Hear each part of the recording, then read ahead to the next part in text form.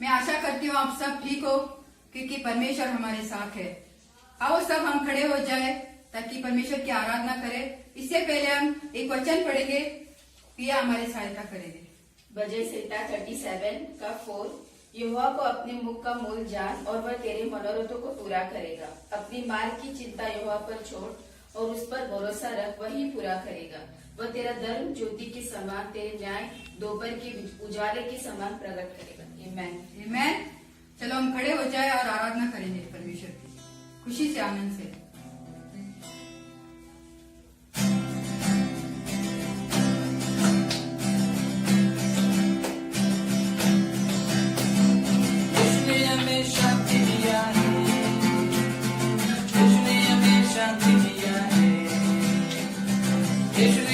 शांति दिया है, ओ इसने हमें शांति दिया है। इसलिए गाएंगे, सबको बताएंगे यीशु मसीह है। इसलिए गाएंगे, सबको बताएंगे यीशु मसीह है। हालेलुया, आमीन, हालेलुया, हालेलुया, आमीन, हालेलुया, हालेलुया, आमीन, हालेलुया, हालेलुया, आमीन, हालेलुया।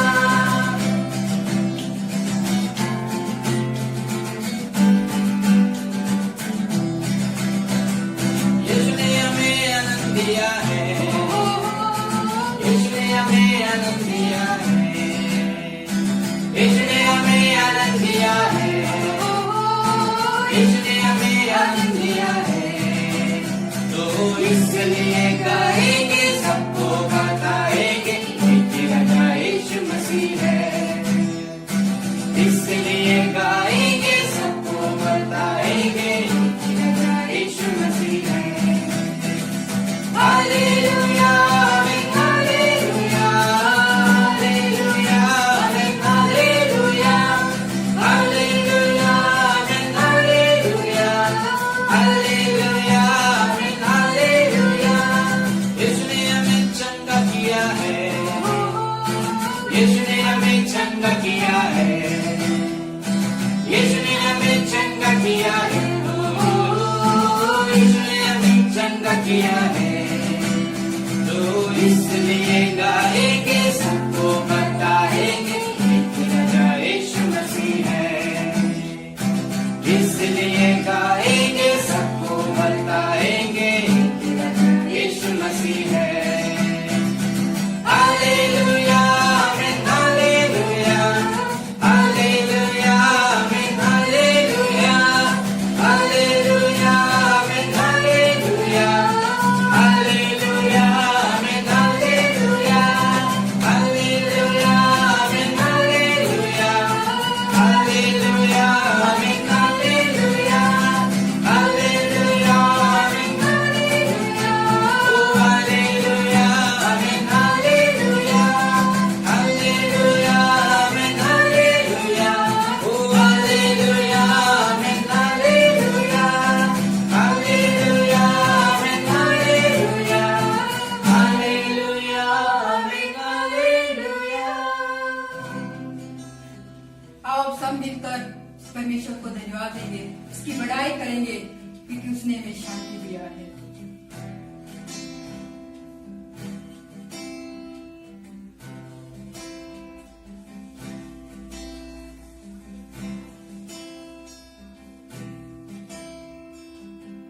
Good morning कलिशा। आशा रखता हूँ कि आप सब लोग ठीक है, भले चंगे हैं। फिर से आप काम काज में लग गए हैं और प्रभु आपको काम काज में, आपके बिजनेस में उन्नति कर रहा है, फलवत कर रहा है, आशीष कर रहा है। प्रभु को धन्यवाद।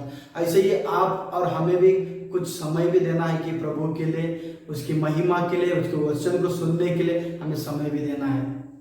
आओ इससे पहले हम छोटी सी प्रार्थना करें वचन की तरफ जाने से पहले। हाँ, सर्वशक्तिमान प्रभु यीशु मसीह, आप हमारे परमेश्वर है, आप हमारे उद्धार करता है, आप ही सब कुछ है हमारा। हम आपको जितना समय देते हैं उतना आपके समय देने के कारण हमारे जीवन में आशीष आती है, हमें ज्ञान मिलता है, बुद्धि मिलता है, हम वचन से परिपूर्ण होते हैं। धन्यवाद धन्यवाद प्रभु यीशु, आप हमारी दुआओं को सुनने के लिए थैंक यू। इस समय में आपके पवित्र अति पवित्र नाम लेकर मैं दुआ मांगता हूँ। जो भी इस जूम के माध्यम से, इस यूट्यूब के माध्यम से जो वचन लोगों तक मैं बांट रहा हूँ, तो मेरे मुख के द्वारा मेरी सहायता, मेरी मदद करना प्रभु यीशु। और जो भी लोग इस वीडियो को देख रहे हैं, उनके हृदय तक ये वचन पहुंचे, प्रभु यीशु के नाम में प्रार्थना करता हूँ, आमीन। और इस समय मैं आप लोगों के सामने एक गुरु शिष्य की कहानी को लेकर आ रहा हूँ। गुरु जो है एलिशा, शिष्य जो है गेहजी। तो आप लोगों को इस कहानी को बताने से पहले मैं एक छोटा सा एक सवाल आपके सामने रखूंगा। सवाल यह है कि लालच करना सही है या गलत है? लालच करना सही या गलत है? कोई हाथ मत ऊपर उठाओ, सिर्फ आप सुनो अपने मन में क्या कह रहा है, आप कहां पर हो। लालच और धन की इच्छा ऐसे फंदे हैं जो बर्बादी, विनाश लाता है। लालच जो है, धन, इच्छा, ऐसे फंदे बर्बादी, विनाश को लाता है हमारे जीवन में। अब ऐसे ही हम देखेंगे इस गेहजी के जीवन में कैसा लालच आया और कैसा वो प्रभु से वो दूर चला गया और प्रभु का श्राप को अपने जीवन में लाया। आप कहोगे लालच सही है गलत है? मैं आप लोगों के सामने बता सकता हूँ। निर्गमन 20:17 में आप पढ़ सकते हैं। जो 10 आज्ञाएं जो प्रभु ने जो दिए हैं, उस आज्ञाओं के अंदर अंतिम आज्ञा जो है लालच करना, उसके ऊपर लिखा है। आप लोग कहते हैं हत्या करना पाप है, चोरी करना पाप है, व्यभिचार करना पाप है, लेकिन उसी 10 आज्ञा के अंदर लालच भी पाप है। आप लोगों को बता दूं, लालच जो है वो आपके जीवन में बर्बादी और विनाश लाता है। कैसे? ऐसा कि जो गेहजी के जीवन में लाया, वो एलीशा के साथ रहते हुए, उसके साथ वचन को पढ़ते हुए, समझते हुए, फिर भी उसने लालच में फंस गया। हम इस कहानी को हम इस वचन के द्वारा देखेंगे। 2 राजा 5:21 से 27 तक पढ़े। तब गेहजी नामान के पीछे दौड़ा। नामान किसी को अपने पीछे दौड़ता हुआ देखकर उससे मिलने को रथ से उतर पड़ा और पूछा, सब कुशल क्षेम तो है? उसने कहा, हाँ सब कुशल है, परंतु मेरे स्वामी ने मुझे यह कहने को भेजा है कि एफ्रेम के पहाड़ी देश से भविष्यद्वक्ताओं के चेलों में से 2 जन मेरे यहाँ अभी आए हैं, इसीलिए उनके लिए 1 किक्कर चांदी और 2 जोड़े वस्त्र दे। नामान ने कहा, खुशी से 2 किक्कर ले।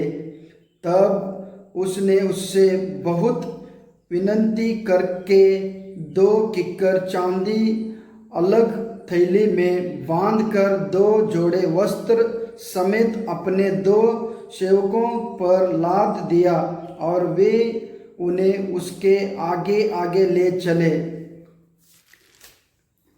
जब वह टीले के पास पहुंचा, तब उसने उन वस्तुओं को उनसे लेकर घर में रख दिया और उन मनुष्यों को विदा किया और वे चले गए। तब वह भीतर जाकर अपने स्वामी के सामने खड़ा हुआ। एलिशा ने उससे पूछा, हे गेहजी, तू कहाँ से आता है? उसने कहा, तेरा दास तो कहीं नहीं गया। उसने उससे कहा, जब वह पुरुष इधर मुंह फेर कर तुझसे मिलने को अपने रथ पर से उतरा, तब से वह पूरा हाल मुझे मालूम था। क्या यह समय चांदी या वस्त्र या जैतून या दाख की बारियां, भेड़ बकरियां, गाय बैल और दास दासियां लेने का है? इस कारण से नामान का कोढ़ तुझे और तेरे वंश को सदा लगा रहेगा। तब वह हिमसा श्वेत कोड़ी होकर उसके सामने से चला गया। आमीन। हम इस कहानी के द्वारा देखेंगे नामान जो कोड़ी जो था वो आराम देश का था। आराम जो देश जो है इस्राएल देश पर कई बार चढ़ाई भी कर चुकी थी। और जो नामान जो कोड़ से पीड़ित जो था और वो बहुत ही शक्तिशाली भी था, और वो वचन बताता कि वो शूरवीर भी था, और वचन ये भी बताता है कि वो बहुत सारे जंग को जितवाया था उसने, बहुत बार उनके आराम देश को जितवाया था उसने। अपने हो सकते अपने शक्ति के द्वारा हो, अपने बुद्धि के द्वारा हो, उसने बहुत बार उस देश को जितवाया था। उसके कारण वहां का राजा भी उससे बहुत ही प्रसन्न था, और वो जो एक वहां का आराम देश का एक सेनापति भी था। नामान जो है आराम देश का वो सेनापति भी था। तो हम कहानी को आगे देखेंगे कि उससे पहले वो जो लोग जो है आराम के जो देश के लोग जो है इस्राएल पर चढ़ाई कर एक लड़की को वो लोग ने बंदी बनाए थे, गुलाम बनाए थे। वो लड़की जो है नामान के पत्नी के वहां वो दासी बनकर थी। तो उस लड़की ने देखा कि मेरा स्वामी तो मेरा जो सेठ जो है वो कोढ़ से पीड़ित है। उसने बताया कि उसकी स्वामिनी से कि आपका जो पति है उसको जो कोढ़ लगा है, हो सकता है वो शिमरोन देश में होता, शिमरोन यरूशलेम में होता, और वहां पर होता वो भविष्यवक्ता जो एक नबी जो है वहां पर होता, तो वो चंगाई प्राप्त करता। तो उसने उसे बता दिया होगा कि आप शिमरोन देश में ऐसे जगह पर आप जाओगे, वहां पर एक नबी है, उसे नाम एलिशा कहा जाता है, आप वहां पर जाओगे तो आप चंगाई प्राप्त करोगे। तो वैसे ही वो सुनता है। उसके बाद में वो राजा के पास जाता है, राजा से कहता है कि मैंने ये खबर सुना, एक लड़की जो हमारे घर पे दासी है उसने मुझे बताया कि ऐसे ऐसी जगह पर जाओगे यरूशलेम में, वहां पर आप चंगाई प्राप्त कर सकते हो। तो राजा थोड़ा सा खुश हुआ, राजा ने कहा कि चलो आप जा सकते हो, मैं वहां के राजा के लिए चिट्ठी भेजूंगा। तो जैसे ही चिट्ठी वहां के लिए भेजा गया, राजा ने जो भेजा गया चिट्ठी वहां के लिए, मेरा एक व्यक्ति आएगा, कोढ़ से पीड़ित है, वो आएगा और उसके लिए आप चंगाई प्राप्त कर वापस भेजना। जैसे ही यरूशलेम की तरफ इस्राएल राजा के पास जब वो चिट्ठी आया, तो उस राजा ने उस चिट्ठी को पढ़ा तो वो डर गया। जैसे ही उसकी चिट्ठी, आराम देश का राजा का जो चिट्ठी पढ़ा इस्राएल का राजा ने, वो डर गया और अपने आंख के ऊपर का वस्त्र को फाड़ लिया। अपने आप में कहने लगा, लोगों से कहने लगा, मैं कोई परमेश्वर हूं, मैं मरों को जिलाने का और कोढ़ियों को चंगा करने का सामर्थ्य रखने वाला ऐसा व्यक्ति हूं, क्या मैं परमेश्वर हूं? तो उसने अपने आंख के ऊपर के कपड़े को फाड़ कर वो रोने लगा और कहने लगा कि ये आरामी राजा का जो है, आराम राजा का जो एक चाल है, हमारे देश पर फिर से वो लड़ाई के लिए आने के बारे में एक चाल बना रहा है और हमें वो सत्ता में लाने के बारे में सोच रहा है।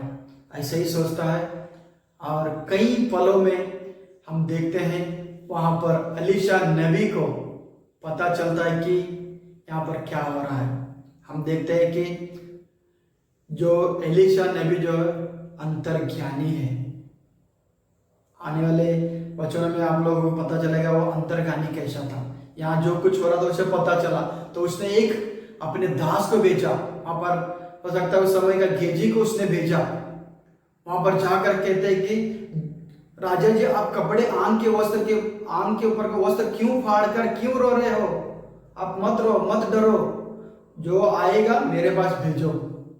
जैसे ही अपर नामान अपने सेवकों को लेकर, अपने वहां के लोगों को लेकर जैसा आया, रथ के ऊपर आया, उसने 10 किक्कर चांदी लेकर और कई सारे सोने के टुकड़े लेकर और 10 जोड़े वस्त्र लेकर वहां पर जैसा ही आया हो, तो जैसे ही वो आता है, कहां पर? एलीशा नबी के दरवाजे पर आता है। एलीशा नबी के दरवाजे पर जैसे ही वो आता है, वहां पर हम देखते हैं एलीशा जो है वो बाहर नहीं निकलता और वहीं पर से उसका जो सेवक गेजी से कहता है कि नामान से कह दे जाते जाते रास्ते में एक नदी आएगा, उस नदी में 7 डुबकी मार और चला जा और तू ठीक हो जाएगा। जैसा ही एलिशा ने कहा और उसका सेवक ने जाकर उस नामान सेनापति से कहा, वो सेनापति है, उसके साथ में कई सारे नौकर चाकर है, कई सारे उसके पास सैनिक लोग हैं, लेकिन इतना दमदार था, उसने सोचा था कि मैं जैसा ही वहां पर पहुंचूंगा एलिशा बाहर निकलेगा और मेरे स्वागत करेगा और मेरे सर पर हाथ रखकर यहोवा की यहोवा से प्रार्थना करेगा और मुझे चंगाई देकर भेजेगा। तो उसका सोच ये था। जैसा ही वो आता है वहां पर उसको वो मान और सम्मान नहीं मिलता, उसके बाद में वो क्रोधित होकर वहां से रूठ कर जाने लग जाता है। जैसे ही वो रूठ कर जाने लग गया तो हम आज देखते हैं कि वो थोड़ा ही रास्ते पर गया और उनके अंदर से एक जो सैनिक जो व्यक्ति जो है वो उसने कहा होगा, छोटी मुंह बड़ी बात, सेनापति जी मैं कुछ कहता हूँ, बताओ क्या हो गया। समझो आपको एलिशा नबी ने आप लोगों को कुछ आपसे कुछ कहता बड़ा काम करने के लिए, क्या आप नहीं करते? उसने बोला कि ये तो पॉइंट है, तो अभी क्या करना होगा? तो जैसा कि उसने कहा कि छोटा सा भी आपको कार्य करने के लिए कहा, छोटा सा भी आपको बताया जो है पानी में डुबकी मारने के लिए, आप मारो ना डुबकी, हो सकता है आप चंगाई पाओगे। जैसे ही उसकी बात को उस सैनिक का मुंह से वो बात सुनता है, उसके मन में थोड़ा सा बदलाव आता है, वो क्रोध थोड़ा सा हल्का हो जाता है। तो फिर वो जाता है ऐसे जाने की जगह पे ऐसे जाता है और जाकर पानी में वो डुबकी मारता है। हो सकता है उस समय में भी उसको मन में क्या क्या ख्याल आ रहे होंगे, हमको नहीं पता। हो सकता है पहला उसने अपने अंग वस्त्र निकाल कर पहला उस पानी में यरदान नदी में डुबकी मारा, उठा, देखने लगा कि मेरे अंग तो फिर से कोढ़ से है, फिर डुबकी मारा, फिर उठा, फिर देखता तो अंग में फिर भी कोढ़ है। हो सकता है कहीं कहीं से उसके अंदर से कुछ मन में कुछ संदेह आ रहा होगा। तीसरा डुबकी मारता है, फिर उठता है, उसके अंदर से और भी कोढ़ है। ऐसे ही 3, 4, 5, 6 तक डुबकी मारता है। हो सकता है उसके अंदर कुछ भी थोड़ा सा भी बदलाव नहीं आया। उसके बाद में वो 7वां जो डुबकी मार कर वो उठता है, उसके बाद में हम देखते हैं पूरे रीति से वो एक छोटा बच्चा का जैसा चमड़ा होता है उसी रीति से उसका भी वो चमड़ी जो छोटे बच्चे के नाई हो गया। उसके बाद में उसने सोचा कि अरे बाबा मैं तो चंगा प्राप्त कर लिया, मैंने चंगाई प्राप्त कर लिया, सचमुच यहोवा परमेश्वर ही परमेश्वर है। जैसे ही मन में सोचा वो फिर पलटा और निकला कहां पर? एलिशा के दरवाजे पर पहुंचा और एलिशा से कहने लगा, स्वामी जी, गुरु जी, आपका जो इस्राएल का जो परमेश्वर है उसके जैसा परमेश्वर और कहीं नहीं है। आपका परमेश्वर सच्चा है और अच्छा परमेश्वर है, उसको छोड़कर और कोई सच्चा परमेश्वर नहीं है। और किसके मुख से निकला? नमान जो पड़ोसी देश का सेनापति जो था, उसका काम क्या था? वो बचपन से मूर्ति के सामने झुकना, दंडवत करना, बलि चढ़ाना। ऐसा व्यक्ति जब यहाँ पर आता है, चंगाई को प्राप्त करता है, उसके जीवन में चिन्ह चमत्कार दिखता है, उसके बाद में वो कहता है कि आपका इस्राएल का परमेश्वर जैसा और कोई कहां पर भी सच्चा परमेश्वर नहीं है। अब कहता है एलिशा, स्वामी जी, गुरु जी, आप जो भी मैंने आपके लिए देने के लिए जो भेंट लाया था, ये आपके सामने भेंट है। उसके सामने रखता है 10 किक्कर चांदी, सोने, वस्त्र, सब कुछ रखता है, आपको जो चाहिए ले लो। तब वहां पर एलिशा ने भी कहता है, मैं परमेश्वर का कसम खाकर, शपथ खाकर कहता हूं, मैं इसमें से कुछ भी वस्तु नहीं लूंगा। एलिशा ने भी कहता है, इसमें से मैं कुछ भी वस्तु नहीं लूंगा, परमेश्वर का कसम खाकर कहता है। उसके बाद में जो नामान जो है, सेनापति जो है, वो कहता है कि अच्छा मैं यहाँ से कुछ याद के लिए कुछ लेकर जाना चाहता हूँ, कुछ मिट्टी लेकर जाना चाहता हूँ। मिट्टी लेकर जैसे ही वहां से निकलने से पहले वो कहता है कि आपका परमेश्वर जो है सच्चा परमेश्वर है, उसमें कोई संदेह नहीं है। और जब कभी मैं जिस जगह पे रहता हूँ, जिसका सेनापति हूँ, वहाँ का जो राजा है, मुझे जानबूझ करके जहाँ कहीं भी मुझे ले जाता है इस मंदिर में वो मूर्त के सामने झुकने के लिए, वहां पर मैं मेरा मन में तो नहीं है झुकना, लेकिन मैं झुकूंगा तो भी, और परमेश्वर मुझे क्षमा करे, आप दुआ करना। यहां तक एलीशा नबी से वो बातें करता है। उसके बाद में हम देखते हैं वहां से रवाना होता है और वहां पर देखते हैं वहां का गेजी जो चेला, एलीशा का चेला शिष्य वहां पर जो खड़ा होकर सुन रहा था, इन सारी स्थिति को देख रहा था, सोना चांदी वस्त्र को देख रहा था, उसके मन में कुछ हलचल हो रहा था, लालच आ रहा था उसके अंदर। असली कहानी हम यहां से देखते हैं, जैसे कि वहां से देख रहा है उसके मन में कुछ हलचल हो रहा है। अरे हमारा गुरु ने तो कुछ भी इसमें से लिया ही नहीं है। हो सकता है वो आराम देश पहले भी कई बार इजराइल देश पर चढ़ाई किए थे। अरे ये लोग तो हमारा बहुत कुछ छीन कर लेकर गए हैं, बहुत कुछ हमारे यहाँ से लेकर गए, लूटपाट करके गए, लेकिन इनको छोड़ना नहीं चाहिए था, इनको इसके पास भी लूटना चाहिए था। लेकिन वो मन में सोच रहा होगा, इसके लिए वो कहता है कि मेरा गुरु ने छोड़ा तो छोड़ा, लेकिन मैं नहीं छोड़ेगा। परमेश्वर की कसम, मैं जाऊंगा उसके पीछे, दौड़ूंगा और उसको कैसा भी हालत में उसके पास से मैं उसके पास से कुछ ना कुछ मैं ले लूंगा। परमेश्वर की कसम खाकर कहता कि मैं कुछ ना कुछ ले लूंगा। जैसे ही वो दौड़ता है उसके पीछे, और जैसा सामने से रथ में नामान सेनापति जा रहे हैं सेना के साथ में, और वो पीछे जो दौड़ रहा है, गेहजी दौड़ रहा है, और लगता है उसको कहीं ना कहीं से उसने थोड़ा सा मुंह फेर कर देखा, अरे ये कौन दौड़ता कोई आ रहा है व्यक्ति, रुको रुको रुको, रथ को रुकाता है, उतरता है। उसके बाद में बसता, अरे ये तो एलीशा नबी का दास है गेहजी, अरे सब कुछ तो आप कुशल मंगल है, सब कुछ ठीक है। उसने बताया हाँ सब कुछ ठीक है, लेकिन क्या हो गया और क्या हो गया। उसने बताया कि अभी एप्रिल पहाड़ी से दो जो है भविष्यवक्ताओं में से जो दो लोग आए हैं हमारे गुरु के पास, एलीशा नबी के पास, और एलीशा नबी ने मुझे बताकर भेजा है कि आपके पास 1 किक्कर चांदी ले ले और 2 जोड़े वस्त्र ले ले। झूठ भी बोला वहां पर, और उसके बाद में नामान तो पहले से ही उसको देने के लिए रेडी था, आप बोलो सिर्फ मैं देने के लिए रेडी हूं। लेकिन गेहजी जैसे ही 1 किक्कर मांगा, उसने बोला कि 2 किक्कर ले ले। हो सकता है किक्कर का मतलब मुझे उतना नहीं मालूम, कि हो सकता है कि इतने थैले भर का हो, 1 किक्कर का मतलब इतना थैले भर का हो, लेकिन उसको बताया गया है कि वचन में लिखा गया है कि उसके लिए 2 थैले में बांट कर 2 सैनिक लोगों को ढोकर लेकर गए, वो लोग उसके घर तक लेकर गए, उसके मदद के लिए लेकर गए।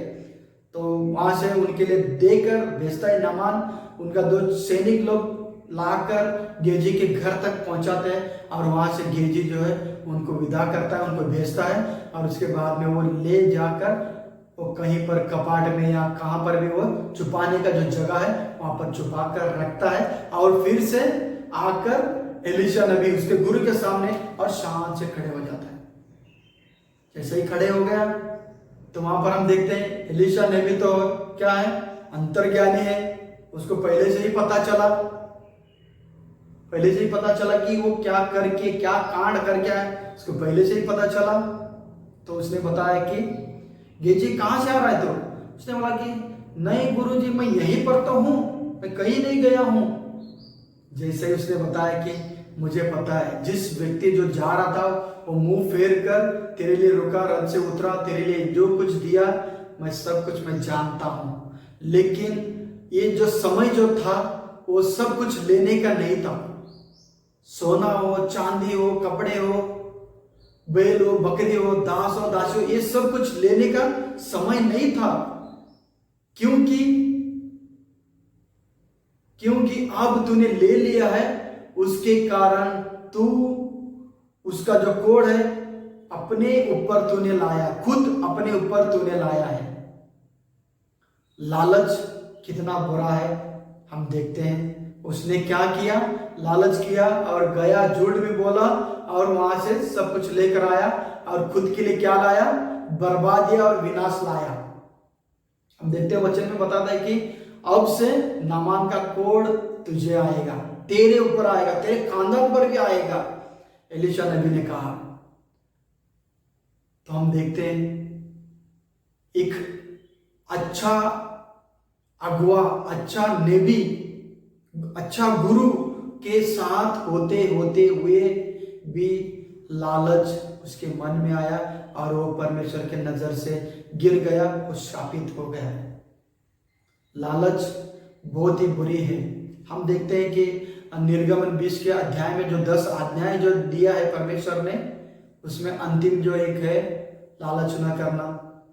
लालच के बारे में कई लोग अलग अलग सोचते होंगे, लेकिन हम देखते हैं लालच करने के कारण उसके जीवन में क्या आया?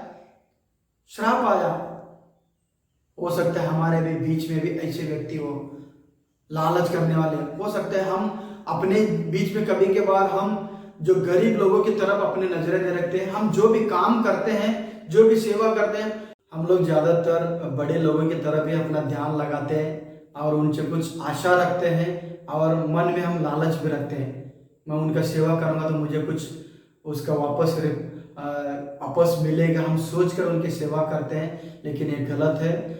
हमें बड़े हो या छोटा हो, उनका सेवा पूरे रीति से प्रेम से करना चाहिए। हम छोटा सा एक वीडियो देखेंगे।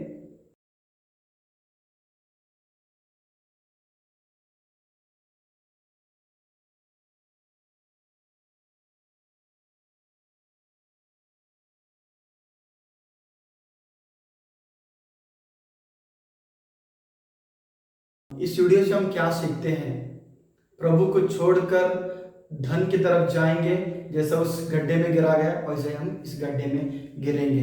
जैसे कि पूरा जो आज का मेरा जो वचन लालच के ऊपर जो मैंने बताया कि गेजी ने किस रीति से लालच किया और वो गिरा और उसे कोड़ से वो पीड़ित हो गया। और वचन के द्वारा हम देखते हैं कि निर्गमन 20 का 17 में हम देखते हैं जो 10वां आज्ञा जो है लालच नहीं करना, ये भी एक गुनाह है हमारे लिए। हम उसके पीछे जाते हैं तो हम उस गुनाह के द्वारा अपने ऊपर पीड़ा को लाते हैं। अब लालच के कुछ छोटे छोटे से एक रास्ते में आप लोगों के सामने बताऊंगा। दूसरों के धन के ऊपर आशा रखना, ये भी एक लालच है। दूसरों की वस्तु के ऊपर आशा रखना, ये भी एक लालच है। और हमें परमेश्वर को समय ना देना और जाकर सिर्फ काम करके धन कमाना, काम करके धन कमाना, परमेश्वर को समय नहीं देना, ये भी एक परमेश्वर को छोड़कर हमें उस तरफ जाते हैं तो हम क्या है ऑटोमेटिकली लालच में आते हैं। तो परमेश्वर की नजर ये भी गुनाह, क्योंकि परमेश्वर ने हमें पहले से ही कहा कि 6 दिन काम करो, 7वां दिन मुझे दे दो। तो उसके द्वारा हम देखते हैं हम उसको समय ही नहीं दे रहे हैं, उसकी आराधना करने के लिए, उसकी बढ़ाई करने के लिए समय ही नहीं दे रहे, सिर्फ हम लालच पे लालच, धन के पीछे लगाए हैं। एक गलत है मेरे भाई और बहनों। मैं आप लोगों के सामने ये बताना चाहता हूँ कि जैसा कि हमने देखा कि परमेश्वर के पीछे आप चलोगे, परमेश्वर के पीछे हम चलेंगे तो उसका जो है फल हमें मिलेगा ही, परमेश्वर ने वचन में कहा है। जैसे कि हम और एक वचन में देखते हैं मत्ती 6 के अध्याय में हम देखते हैं कि वहां पर भी हम देखते हैं कि धन और हम परमेश्वर की सेवा नहीं कर सकते। जो धन की सेवा करना चाहेगा वो ऑटोमेटिकली गिर जाएगा और परमेश्वर का जो सेवा करेगा वो ऊंचा उठाया जाएगा। परमेश्वर खुद उसे ऊंचा उठाएगा। और जैसे ही हम ऐसे ही कहानी को देखते हैं कि शामुएल को, कहानी को मैं ज्यादा दोहराऊंगा, सिर्फ वचन के द्वारा बताऊंगा। 1 शामुएल 8:3 में हम देखते हैं शामुएल भविष्यवक्ता ने खुद अपने बच्चों को न्याय करने के लिए खड़ा किया था। उन लोगों को, इस्राएल लोगों का, वे लोग न्याय करते लेकिन लालच से करते, दूसरों की काम को बिगाड़ते और वहां पर फूट लाते। उसके कारण वहां के लोग भटक उठे और खुद ब खुद लालच के पीछे जाने के कारण ही वे लोग भी अपने पद से गिर गए। तो और हम नए नियम की कहानी, नए नियम के वचन के द्वारा भी हम देखते हैं कि मरकुस 10:43 से 45 के अंदर भी लिखा है कि लालच ना करना। और हम देखते हैं 1 तीमुथियुस 6:9-10 में भी हम देखते हैं लालच ना करना। लालच करते हैं तो हम गुनाह करते हैं। तो तो प्रभु का सेवा जो है हमें पूरे मन से और आत्मा से हमें करना चाहिए। जैसे कि हम पूरे मन और आत्मा से जैसा हम उसकी सेवा करेंगे उसका प्रतिफल जो है परमेश्वर स्वयं हमें देगा। जैसे कि मैं लास्ट आप लोगों को बताऊं कि परमेश्वर ने हमारे लिए क्या किया। प्रभु यीशु को स्वयं अपने एक लौते पुत्र को हमारे लिए दे दिया। हम उस बंधन में बंधे थे कि उस गुलामी में हम जकड़े हुए थे, वहां से हमें छुड़ाया अपने एक लौते पुत्र के द्वारा, उसके लहू के द्वारा हमें उद्धार मिला है। अब हम कौन है? स्वतंत्र लोग हैं। तो हमें परमेश्वर ने एक दायरा बनाया, हमें स्वतंत्रता में ही जीना है। हम आजाद है भले, लेकिन हमें स्वतंत्रता में हमें जीना है, ना कि हमें गुलामी में फिर जाकर गिरना है। गुलामी में जाकर गिरेंगे हम, फिर से अपने ऊपर वो श्राप को, वो गुनाह को आने देंगे। जैसा कि हमने देखा कि गेजे के कहानी के द्वारा हमने देखा कि वो क्या किया, लालच किया और वो पीछे दौड़कर वहां से उसने हासिल किया और वो लालच के कारण ही गिर गया। तो बहुत सारे लालच जो है आप लोगों को पता होगा। मैं आपके मन में कौन से वो रास्ता है, आप उसके मुड़ो और प्रभु को अपने जीवन में आने दो। मैं इतना ही कहकर खत्म करूंगा और मैं आप लोगों के लिए प्रार्थना करूंगा।